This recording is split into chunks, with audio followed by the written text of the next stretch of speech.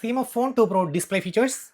Display, starting off we are getting the bright display brightness slider and the auto brightness, and then you have the screen timeout options, and then we have the dark theme, and then we have the status bar. So here currently you can see the battery percentage is not shown, so just tap over here, you can see the battery percentage would be shown over there. And if you want to know the download and upload speed, then you need to turn on this internet speed option. So this the font and display size, you can increase the font size like this, increase the display size like this, and apart from that you can use high contrast text, bold text.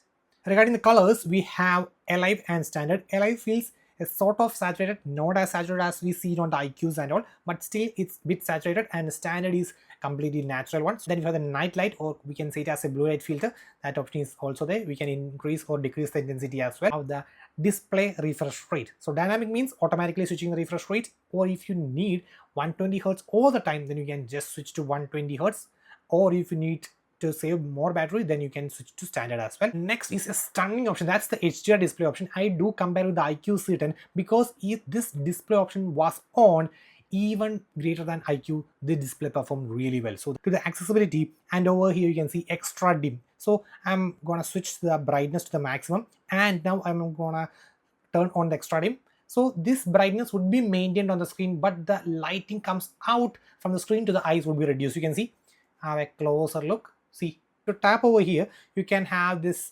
intensity to get dimmer or brighter. And one more thing is that you need to turn on extra dim shortcut.